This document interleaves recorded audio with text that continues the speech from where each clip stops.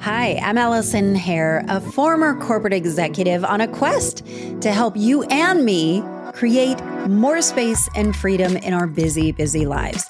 Welcome to Late Learner Podcast, where we break down old, tired paradigms.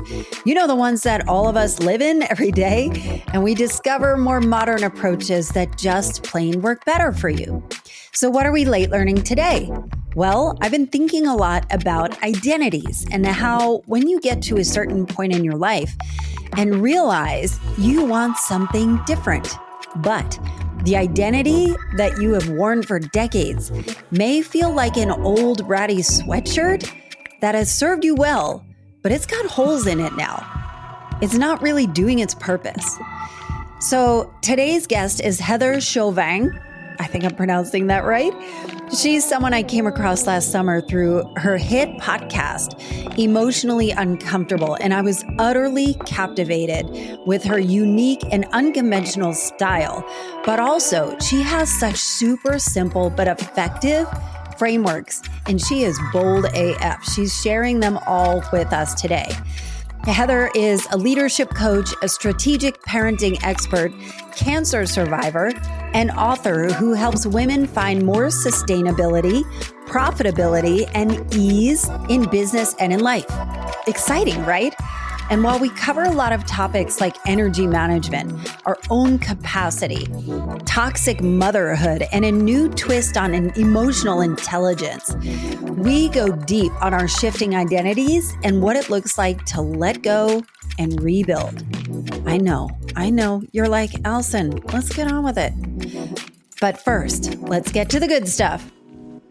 What is stuff? It's the surprisingly true, useful fun fact. And have you heard of the expression liking gap? The idea that when strangers interact, they're more liked by the other person than they assume. You know, when you meet someone that's like totally cool and you have like a cool interaction and you walk away thinking they probably thought you were weird or not cool. And the research shows that you should assume that people like you. And we are absolutely awful judges of how others think of us. All the research shows that it's under index how people feel about us. So next time your mind is chattering away that you come off dumb or annoying, stop that. Stop it. Stop it. And if we are all assuming we don't really like each other, no wonder we probably feel so lonely and feel like we aren't nurturing new friendships as adults. More on this later, as I think I'm going to cover this topic deeper in a future episode. All right, let's get to my chat with Heather Chauvin, and be sure to take notes on this one. All right, I'm excited about this. We are here today. I'm going to say this right. We are here with Heather Chauvin. Chauvin. Did I do it right? You did it. I'm so excited to have you here. And the reason why I'm so excited to have you is that you turn conventional wisdom on its head. You work in the space of helping with parenting, helping with business coaching. You're an author, a cancer survivor. You wear a lot of hats. From your perspective, what are successful moms, or just moms in general, what are they struggling with the most? Well, I think we all know what quote unquote successful people, or I call them professional women raising children, because moms, mothering, women in general are very nurturing at their core. And it's typically with this overgiver, over nurturing. And we are born and bred to give, and told and taught that taking anything equals bad, equals not good enough. And then, you live your life like that. You get pats on the back of like, look at you, you're amazing. I mean, go to somebody's, I literally remember being at somebody's funeral that I knew. And I remember why she actually passed. And at her funeral, everyone talking about how much of a hero she was. And all I could literally think about was, I wonder if she would be alive today if she gave back to herself just a little bit. And I'm sure that's connected to my story, my message, and all the things. But I just truly believe that success is a feeling that we are after, not accomplishments or accolades or awards or how much money's in your bank account. We all deserve those things, but doing the way that we get there doesn't have to feel like completely exhausted and depleted all the time. You can do it in a way that's in alignment with how you want to feel. So, as you were talking about feeling, and this is something that you talk about a lot, I'm addicted to the feeling, right? Like I want to feel a different way. Mm-hmm. There's an immediate sense that comes up in me that's like, is that selfish? Why is it about me feeling Mm-hmm. versus being? So, can you unpack it for us a little bit? Yeah. So going back a little bit to even just give you a bigger picture of like my personal story. So I became a mom when I was 18 years old. I now have three boys. They're almost 19, 14, and 11. And motherhood was, as you could imagine, like the first thing, my first holy shit moment. It was the first thing that cracked me open. And I just remember having this feeling of I don't want to become a statistic. Like, I don't want to fail you as a child. I don't want to fail as my primal responsibility as a mother. And that like primal instinct kicked in. And then what happened was so pre motherhood, I was this underachiever. I was chronically depressed, undermotivated. I didn't know that I would be considered highly sensitive or intuitive. I learned things differently, so I was not an achiever by any means, like A plus student. I was the opposite of that. So when I became a mother, I literally was like, oh my gosh. And it put a fire under my ass. And I started doing the things. I started checking all the boxes. I went and got a university degree. I didn't even have university credits in high school, but I used my critical thinking, sneaky problem solving skills to figure out how to get into a university, figured it out. I was doing all the things, but I was becoming incredibly like overwhelmed and exhausted, as you could imagine, as people say, oh, yeah, you're a mother, like you have a small child. What do you expect? But I went and sought help. This is the frustrating part. Like, I went to therapy, I went to the doctors, I was reading the books, and the feedback I was getting from these professionals was like, suck it up, buttercup. This is life. Mm, Like, there was no yeah. practical sense. So I had this experience of like feeling like I was internally dying. I'm like, oh my gosh, not this, not this, not this. Like, I could see in the future, there's no way I can do this for the rest of my life. And I was seeking support, but nobody could help me. Then I'm reading these like personal development books, and they're so far removed from like my real life that I'm like, I need practical. I can't figure this out. I don't have time to meditate, can't slow down my brain. Yeah, I'm journaling, but like, what the hell is that? So then I continue on my journey. I'm hustling. I got my degree, became a social worker, working with children, loving my job and hating my job at the same time, and then decide I want to go out on Hmm. my own. So I continue doing this.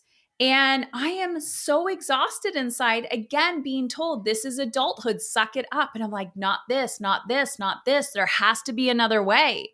Then I'm diagnosed with a stage 4 cancer. And when I was diagnosed, at that point, Allison, I had 9 years of personal development under my belt. And I had mentorship. I had mentors that I was hiring. I went to the retreats. I did the things. I was reading the books. And everyone's talking about feeling good, manifestation, blah, blah, blah. And I'm like, yes, and like, I'm a mother. I have bills to pay. Like, I don't understand this. How do you feel good all the time? I don't have time to work out. I don't have time to eat. I don't have whatever. And when I do, that's not like transforming my life. So, again, doing anything for myself at that time felt selfish. And sometimes it still does. But I didn't realize that by neglecting my needs mentally, physically, emotionally, and spiritually, and like if you looking in hindsight, if I was observing myself, I knew I was going to crash and burn, but my body gave out. And so Yeah. when I was diagnosed, I finally was like, there has to be another way. Clearly, what I'm doing is not working. And then I had to start reverse engineering how I wanted to feel with still with the story that feeling good equals selfish. But when Hmm. I started giving back to myself, I realized, holy crap, my relationships are improving. My children's behavior and mental health are improving. I'm making a bigger impact in other people's lives. Wow, our financial situation is getting better. So that was the buy in of like, this is not all about me. Why, like, that story no longer served me. First of all, good Lord, you have been through it. And I'm wondering what in your brain has you kind of buck the conventional wisdom that you are investing in mentorship and manifestation and all of the things, right? I wonder about the personal development space. There's a lot of bullshit, right? Like there's a lot of unhelpful bullshit. What about all of that had you say, this does not seem right? Well, ironically, I think this actually comes from the type of learning style that I am and how I kind of lost trust in people at an early age in my life. And I don't know a part of my brain, but I do know that I was always a questioner and a little bit of a rebel. So, like as a child, when the teacher's like, do this assignment, I'm like, but why? Like, what's the bigger value here? Like, why? If you don't get that A+, and I'm like, but why? Like, I would just always The question challenger. everything. Yeah. And I'm like, I didn't see the value. And I always liked to be a little bit of a rebel. I like to be different. Like, I will actually buy things when they're not popular. Like the opposite. If everyone, my husband makes this joke that I'm like, do not buy me a Yeti mug. Like, I will not drink out of a Yeti mug. If you want to be like, hey, I'm a middle aged white woman, you are drinking out of a Yeti mug or a Stanley. I will not do Right. it. And I'm like such a rebel, like just to rebel against it. I will pay 10 times more for a mug that doesn't have the name on it. Makes no logical sense. So I think that rebel inside of me, that questioner, really did keep me alive because it wasn't just about the whole personal development space, but it also helped me in my health career or my health career. Well, essentially, it's been a career, take care of my health, but like my health journey as well. But personal development, I'm like, okay, if I have to do this, like I'm not feeling any different. What's going on here? Like, where's the dissonance here? Like, where is the connection? And then I'm also the type of person that if I want to learn a skill or if I want to learn something, I know that what I'm learning is from one brain, one person, one philosophy, one belief system. So then I get to learn from different people and then pay attention to the through line. So if I'm seeing a through line, I can take that as certainty and then create my own system around it. So that's kind of my philosophy. I love it. So let's talk about your systems because I want to talk about energetic time management. And this honestly was the hook for me. So when I found you and I heard this, and I'm like, oh, that's exactly it. Can you tell us about energetic time management? Yeah. So, in a nutshell, it is about reverse engineering how you want to feel. So, if you read any book, anything out there, at the core, people are talking about a feeling like feel good, feel good. Then we get into this culture of like spiritually bypassing all your feelings and feeling like people. The reason why my podcast is called Emotionally Uncomfortable is because if you want to feel the joy, you also need to feel the sadness. You need to feel the grief. Like life goes up and down. We need to feel both. But culturally, we're taught there's bad feelings and there's good feelings. Feelings are feelings. Some we're going to enjoy more than others. So energetic time management was this. I took everything that I learned and Danielle Laporte, I sing from the rooftops about her because she had a book come out right around my time of diagnosis and it was called The Desire Map. And what I took away from that was it's not the thing you're after, it's the feeling. That was it. It's not the thing you're after, it's the feeling. So someone wants a new house. Why? Why do you want a new house? What is the feeling that you're after? You definitely get to work towards the new house. You want more money. You want to feel different in your body. You want new clothes. You want a new car. Like all the material things or external goals that were traditionally kind of taught to create. Great, but it's not the thing you're after. It's the feeling. So once you understand that concept, okay, I want more space. I want to feel more abundant. I want to feel lighter in my skin. I want to feel free. I want to feel energized. Then we get to live our lives in alignment with how we want to feel. So now we're starting to ask ourselves, how does this feel to me? Rather than I have this long ass to-do list that I need to get done, and we become robotic, and then we're very disconnected from our emotional body. So I started asking myself, how do I want to feel? Well, I wanted to feel alive. Like at that time when I started talking about energetic time management and creating the strategy, and there is a step by step, I talk about it a lot on my website and podcast. I'm just taking a sip of water, but it's not complicated. What is actually complicated is the follow through and consistency, because this is where I see a lot of people get stuck. Because there's actually something I call the 10-minute habit. So I took this concept, broke it down. I'm like, you have to do this one thing that's in alignment with how you want to feel for 10 minutes a day. And they're like, I can't do that. Like, no, it's got to be 30 or 40 or 50 or 60 minutes a day. I'm like, see how you're already sabotaging like making it how harder. you want to feel? Yeah. Like you're already overcomplicating a concept because you refuse to feel the messy middle. You refuse to feel the feelings in the middle. So I literally started to retrain my brain of, okay, Heather, you want to feel alive. You want to feel strong. You want to feel energized. Well, here you are, bald, sick, miserable, and crying in fetal position. What would an alive person do? What would a strong person do? And a strong person would probably just get up and take a shower. That's it. That's all you got to do for the day, 10 minutes. Okay, next day, get up, take a shower, go sit on the porch and get some fresh air. And slowly, it's like changing this mental current, this emotional current. You're just like 1 degree better changing it. And then eventually, once you're gaining momentum, you start communicating differently. I'm like, how do I want to feel when I'm communicating with this person? I want to feel connected. So my words come out different. My emails are different. It's transformed my life and every relationship I have. You talked about the 10-minute habit. Can you explain what it is? And then I have follow-up on it. Yeah. So I'll give you the process right now. Step one is I write down this question: wouldn't it be nice if? I do this all the time. Like people are like, what tools do you have? I'm like, stop asking what additional tools. Just keep rinsing and repeating things that have worked for you. This has worked for me forever. Wouldn't it be nice if? Give yourself 5 minutes timer. You write it out, put it on a piece of paper, and you're just like free flow. Wouldn't it be nice if I had a glass of water? Wouldn't it be nice if the sun was out? Wouldn't it be nice if blah, blah, blah? I didn't have to cook dinner. You write down all your desires, free write. Then ask yourself from the list, what are the feelings that I'm after? It's not the thing, it's the feeling.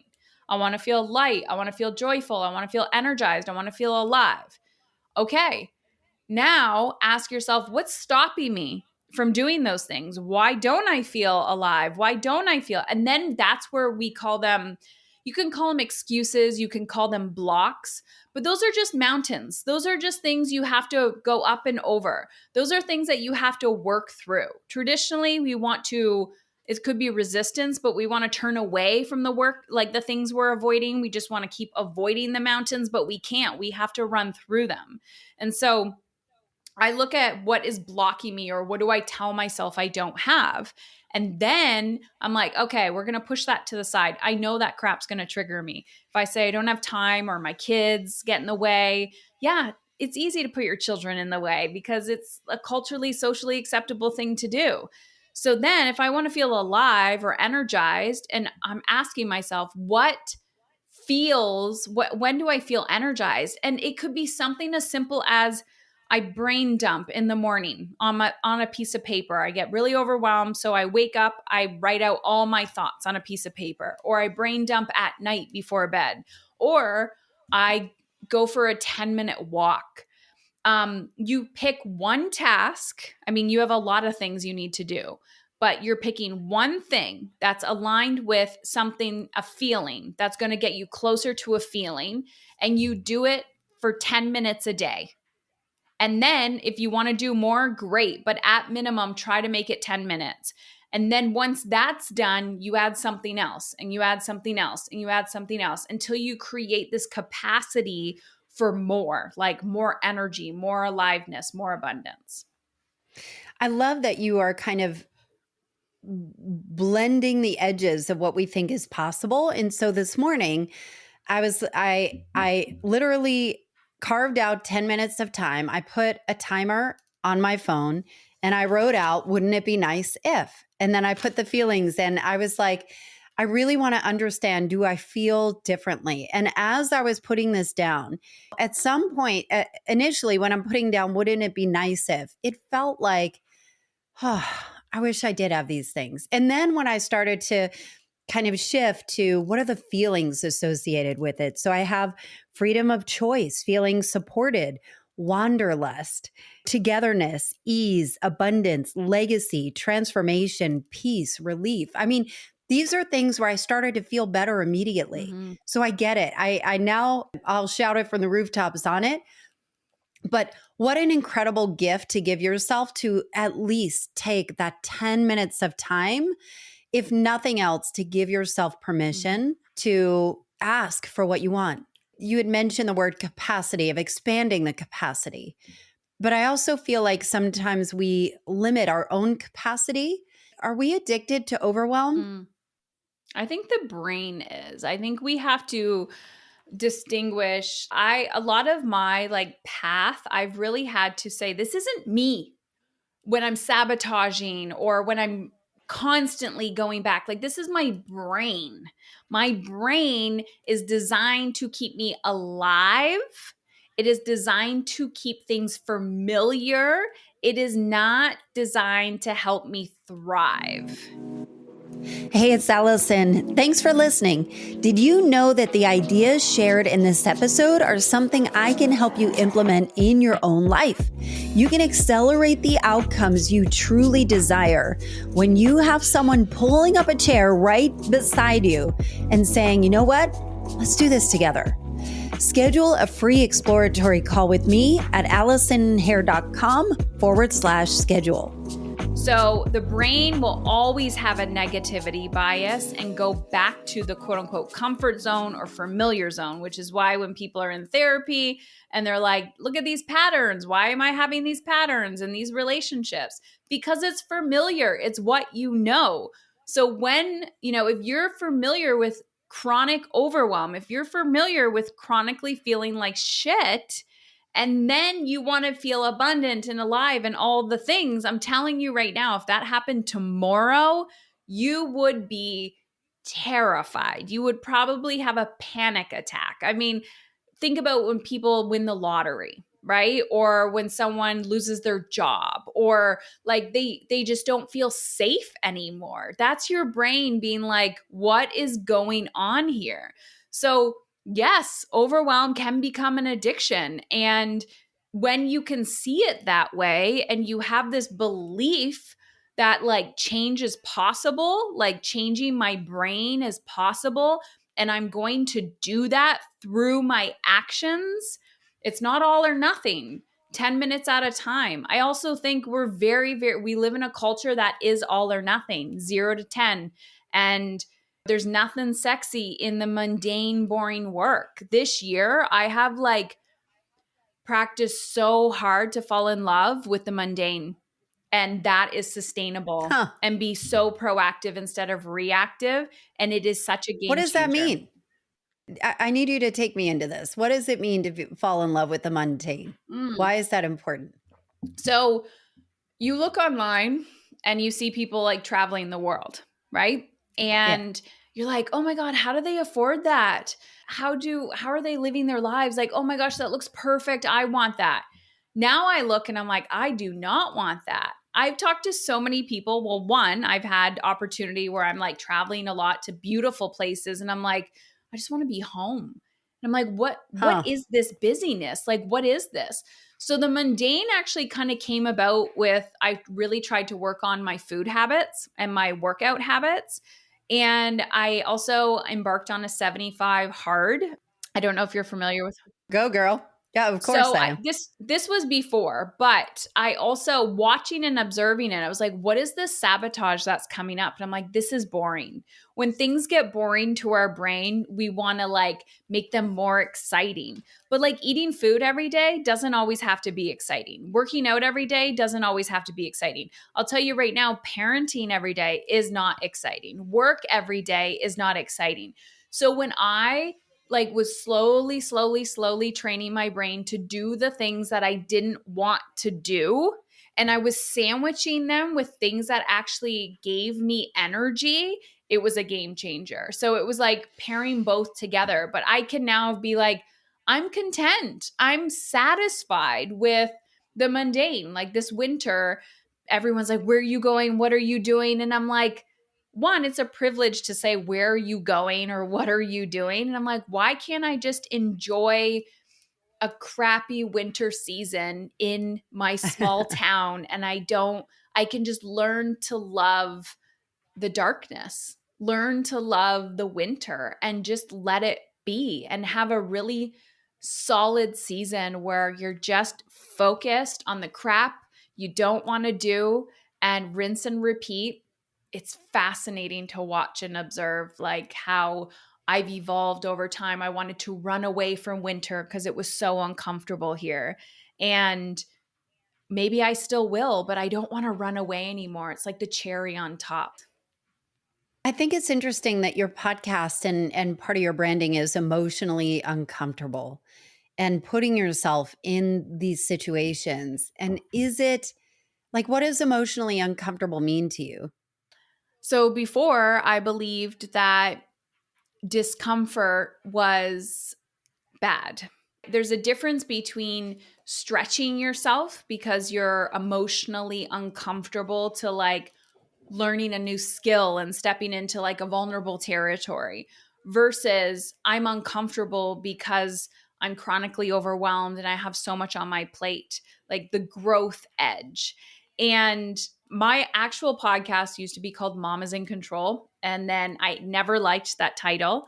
I kept it for a very long time because I've been podcasting forever. And then I outgrew the title and I'm like, I am more than mom.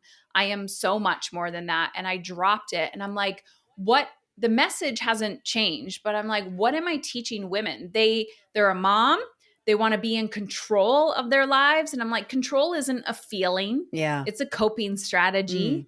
And I'm like, what do they need to do in order to get the result that they truly desire? And I'm like, they have to be willing to feel. If you want to feel the joy, you have to be willing to feel the fear or the grief or the sadness. And that is emotionally uncomfortable. And if you want to feel really, really proud of yourself, you have to face the things that you don't think you're capable of doing. And that's emotionally uncomfortable. So it means so many things. I think I saw something with you being maybe it was like a cold plunge and it said all day running co. Have you done 29:029? Yeah. Have you done it? I did it this year. Yeah. Congratulations. Which one Yes. did you do? Snow Basin. Wow. So we did Snow Basin and it was like August. I feel like my brain has passed that trauma. I've also signed up for next year too Of course. because I'm crazy like that.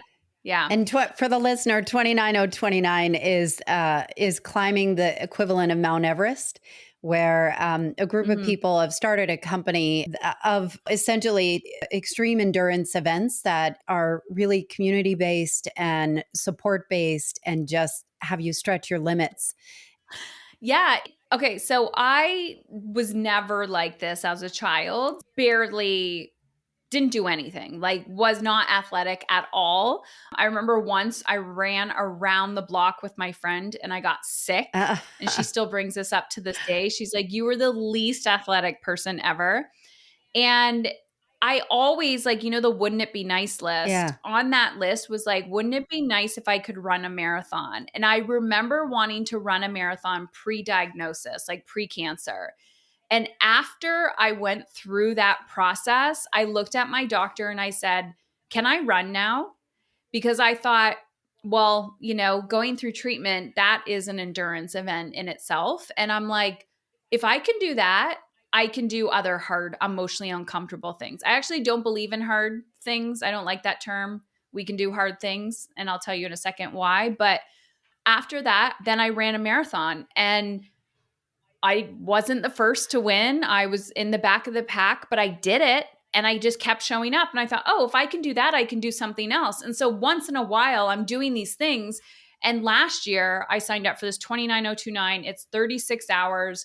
You had to go up snow basin mountain 13 times. Oof. So you go up once, you come down a gondola, and you have 36 hours to do it. I got 10 rounds. 13 rounds was the end. And then you get a red hat. And you learn so much about yourself. I wanted to give up on 6. Oh, So I had to give up. I wanted to give up on 6. I had actually somebody on my team with me and she's like, let's go. I got back up. I kept going. I probably could have squeaked out 11, but I wanted to give up like so much more before. And it just shows you what you're capable of when you think you're not capable. And you push yourself in this corner of like, I can't, the only way out is through.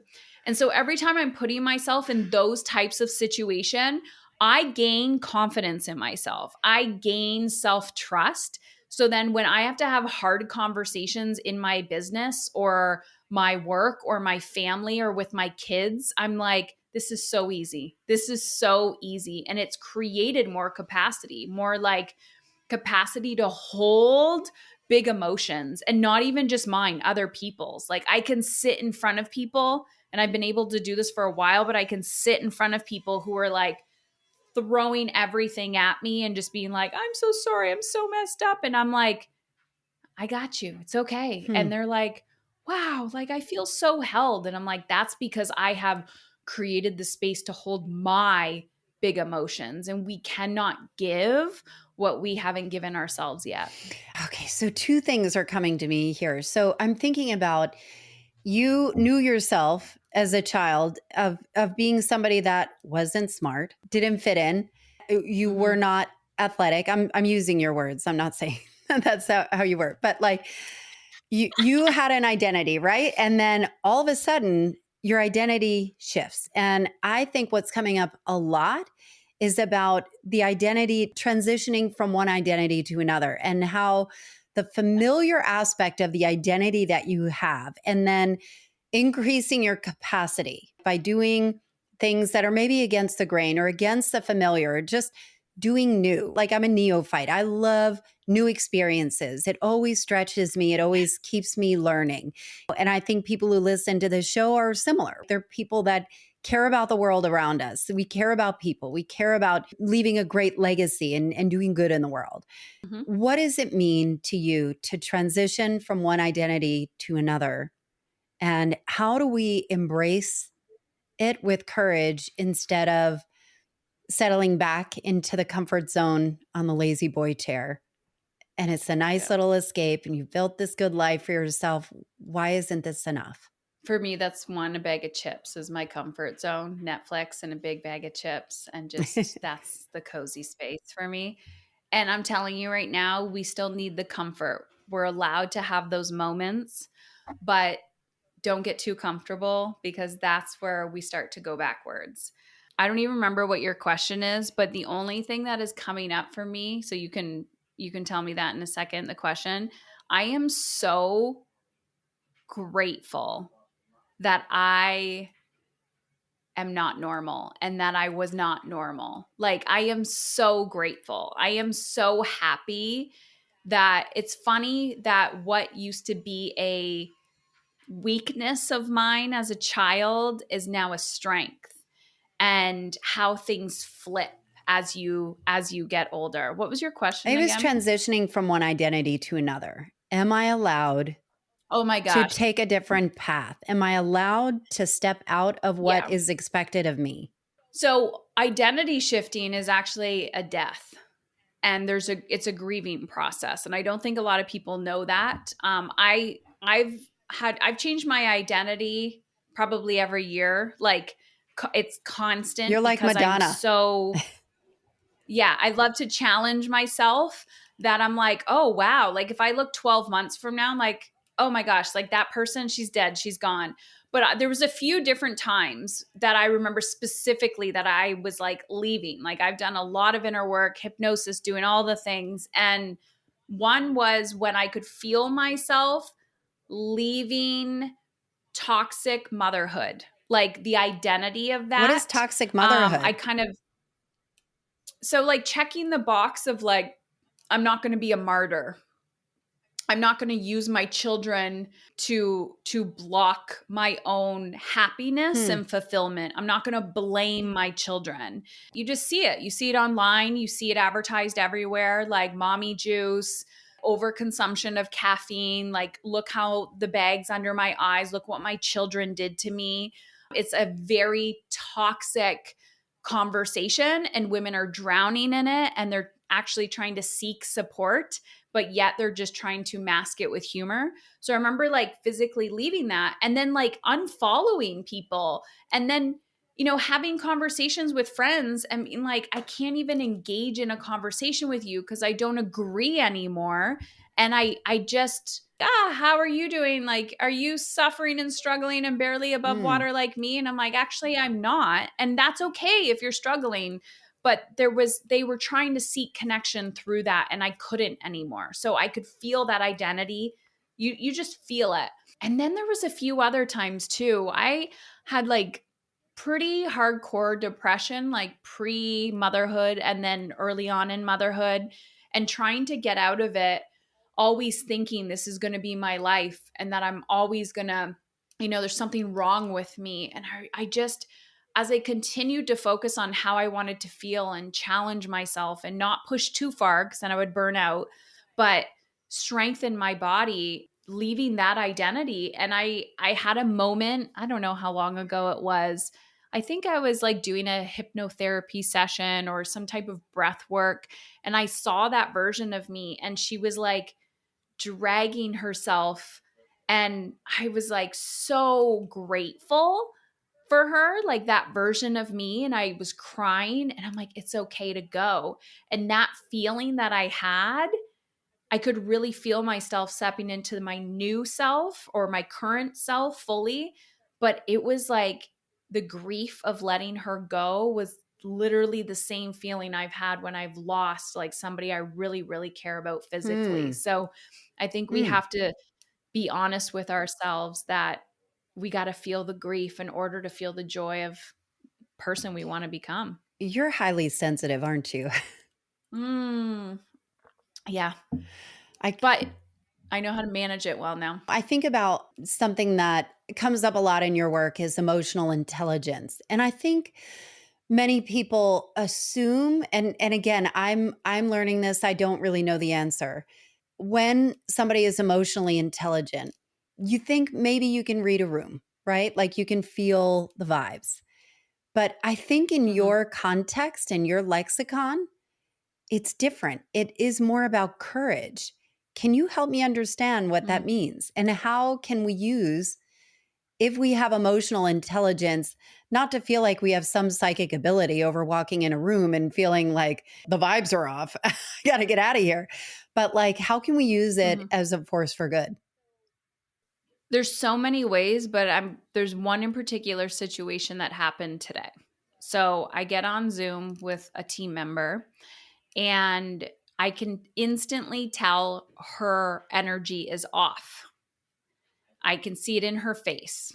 And I say, "Are you okay?" I didn't say, "'Cause you look like shit today." No, I hate when people say that. Are you okay? And she's like, "Yeah, I'm fine." So then I can tell she's trying to push through a feeling. Yeah. And I'm like, "Okay." She says she's fine. I know she's lying to me, but she's fine. Emotionally, I can read that and I can feel it. I'm not discounting her feeling and saying don't have feelings. So I could feel that energy. We have another meeting throughout the day. The feeling's getting worse and worse. And I say something, it triggers her. She gets mad. I say something and she is reacting to it. So emotional intelligence is knowing that one, her reaction has nothing to do with me. Her reaction is what is going on within her, and it's a symptom and a clue for her to do inquiry of like, what did I just trigger inside of you? So I say something to her, I trigger her, whatever's inside of her, it comes up and out. So it might be sadness, it might be anger, it might be frustration. I didn't make her angry. I triggered the anger that was already inside of her. And then anger might be a mask. So maybe under the anger, it's sadness. So I didn't make her sad or disappoint her. That was already there. So I'm triggering a wound. Now, the courage piece is when I don't just say, okay, I'm sorry. I didn't mean to hurt your feelings. When I take a step back and then I have the courage to have the uncomfortable conversation to realign the energy and say, what's really going on here? You've been off for a while. And then when she goes, nothing, nothing, nothing.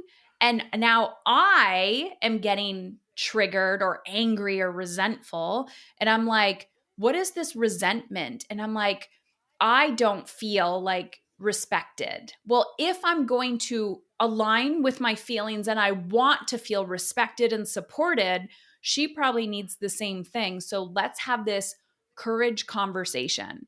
So then I go in and I'm like, let's both sit in our emotional discomfort until the energy, I say energy, but until we kind of clear the air. And we did that today. And I triggered her, let's say at 2:00. And by 2:30, the problem was solved and we moved on. So it's like, if we have more courage to do that, we're not stewing. You know, people talk about things like so and so, blah, blah, blah. And I'm like, when did that happen? They're like 10 years ago. I'm like, oh my gosh.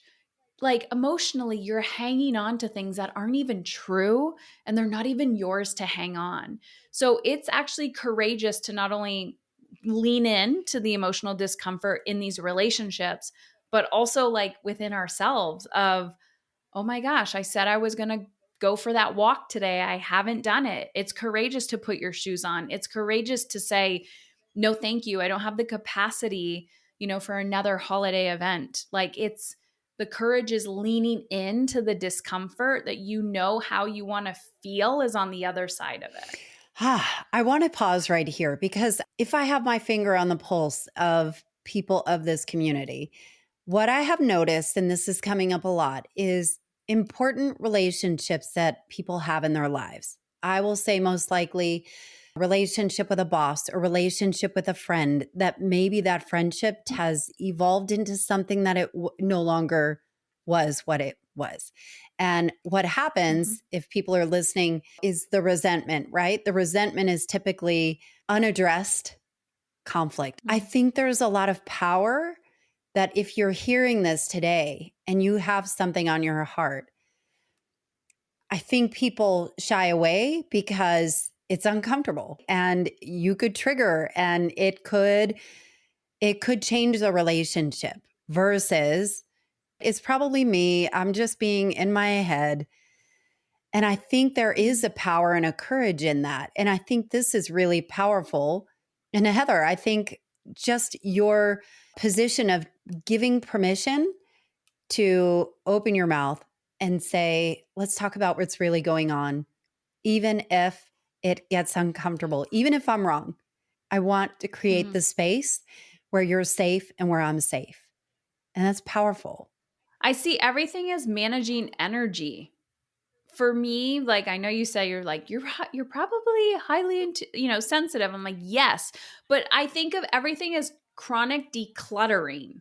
we are hoarders as humans. Yeah. Like when I just want to go, it's the end of the year. We're in the season. Well, we're recording at that time. We're in the season of like, new year, new you, which is BS. But I want to go through every cupboard and be like, Marie Kondo it. Doesn't bring me joy, doesn't bring me joy. Get rid of it, get rid of it.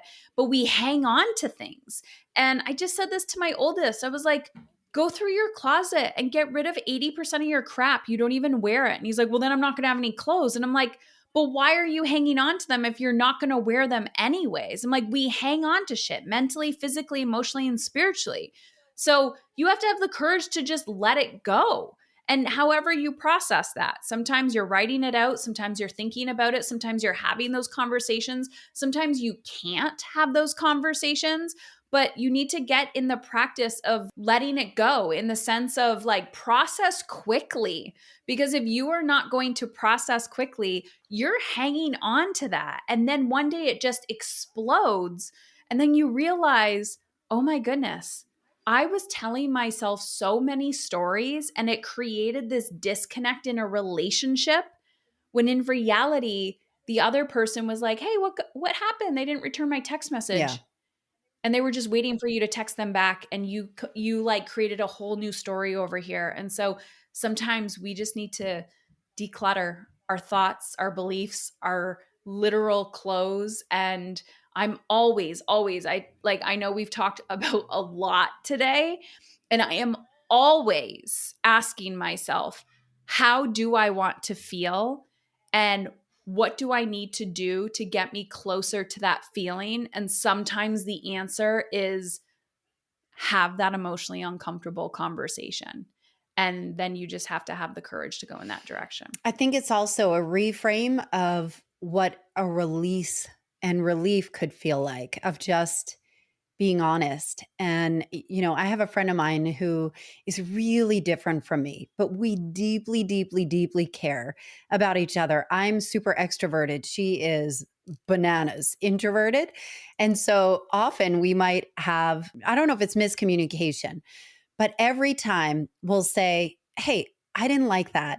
Here's why. And we'll say, here's what it meant. And our friendship just grows deeper and deeper and deeper and deeper roots, because we know that we are there for each other. We love each other, and we just have different languages of communicating, but we're there. And I think there's a power in that too. What do you know that you wish other people could know? That everything you're searching for is on the other side of feeling good. And the work you're avoiding doing is exactly your key to freedom. And yeah, you don't need to buy in to any cultural belief of who you need to be. And that's okay. Sometimes you need that permission. And this podcast is called Late Learner. What have you learned lately that you were wrong about? Making money is hard. I like that. I truly believe that the easier, like I'm just obsessed with asking myself, how easy can I make this? How good can I get?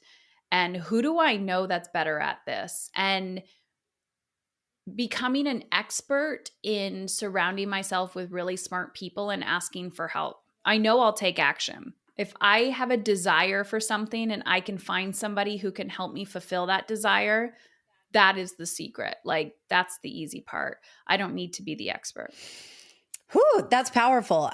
This is a place to take a lot of notes. Heather, how do people get in touch with you?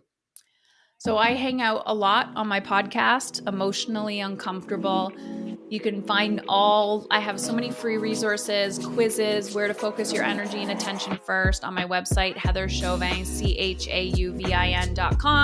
My book's over there. We have merch, all the things. Just go check out my website. It is very rich with content. There is a lot of free resources. Heather, thank you so much for your work. It's important. And thank you for speaking to our audience today. I'm so glad to have you. Thank you, Allison. I loved how practical and simple Heather's frameworks for how to feel better are. Again, her name is Heather Chauvin. It's spelled Chauvin, and I've linked her info in the show notes. And as for you, are you part of the New Year Challenge? You know, where you do one new thing every single day. It's like totally changing lives, and I am so jazzed about it. And it's free. You can go to AllisonHair.com/new and download it right away. And as always, thank you for listening. And if you haven't already, will you leave a written review on Apple Podcasts? It really helps me create a better show for you. And also it helps other people find this really powerful, life-changing information. Thanks for listening. And until next episode, I'll see you on the socials.